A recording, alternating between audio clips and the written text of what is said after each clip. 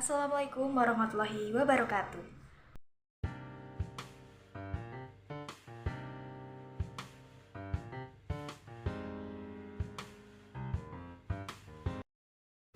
Dasar negosiasi.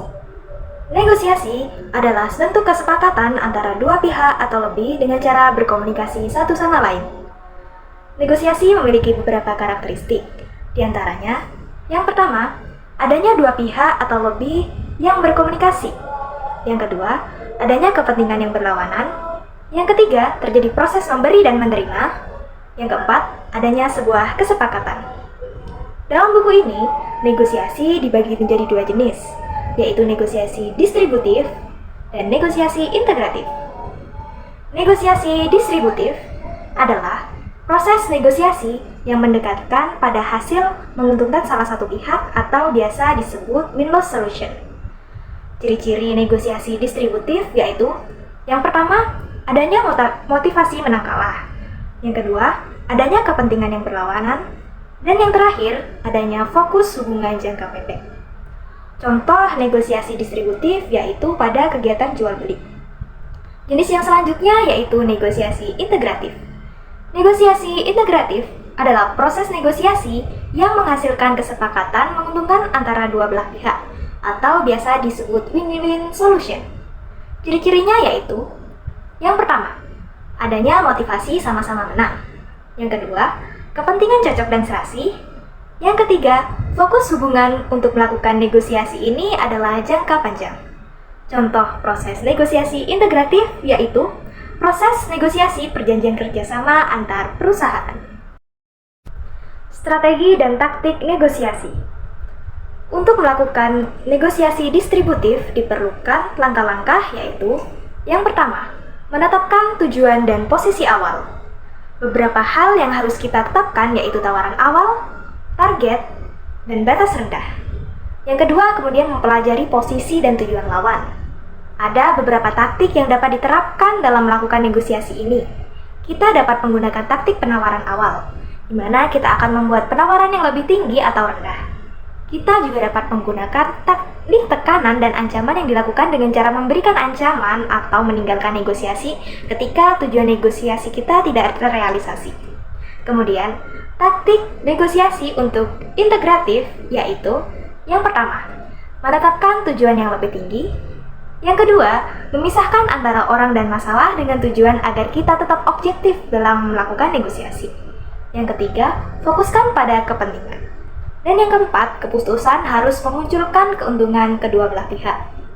Negosiasi integratif juga sering gagal karena beberapa hal, seperti sejarah kompetitif antara kedua belah pihak, keyakinan tidak mampu diselesaikan secara integratif, dan ketidaksabaran masing-masing pihak dalam menjalani proses negosiasi. Perencanaan negosiasi. Langkah pertama yang harus dilakukan yaitu menetapkan tujuan.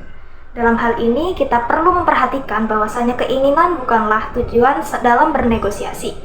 Tujuan kita yaitu sebuah kesepakatan yang sudah dikompromikan antara kedua belah pihak.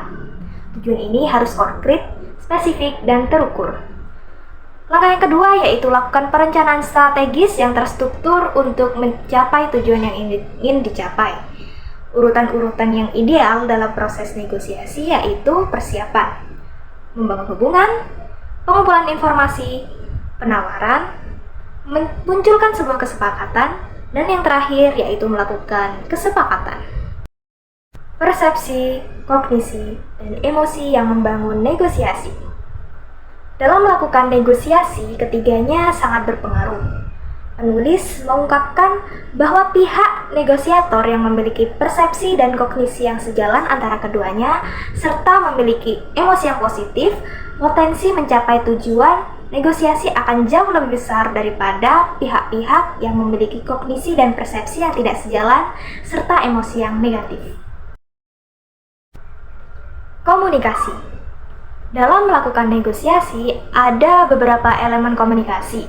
Di antaranya yaitu komunikator, penerima atau receiver, media atau saluran, dan sebuah pesan atau penawaran yang ingin disampaikan. Dalam melakukan komunikasi, ada beberapa hal yang harus diperhatikan. Antara lain, yang pertama karakteristik bahasa. Negosiator hendaknya menggunakan kata-kata bahasa yang baik, gunakan kalimat yang logis dan efektif dalam menyampaikan penawaran. Yang kedua yaitu penggunaan komunikasi nonverbal. Negosiator hendaknya memperhatikan gestur tubuh, kerapian dalam berpakaian, dan ekspresi dalam menyampaikan pesan. Yang ketiga yaitu pemilihan saluran. Gunakanlah saluran atau media yang tepat dalam melakukan negosiasi. Saluran ini disesuaikan dengan kebutuhan dan sasaran negosiasi. Media yang biasa digunakan yaitu email, brosur, ataupun secara face-to-face atau tatap muka. Cara efektif untuk mencapai komunikasi yang baik dalam negosiasi yaitu dengan menggunakan pertanyaan, mendengarkan pihak lawan, serta memposisikan diri sebagai lawan negosiator kita. Kekuatan dan pengaruh dalam negosiasi. Hal yang paling penting selanjutnya dalam negosiasi adalah kekuatan.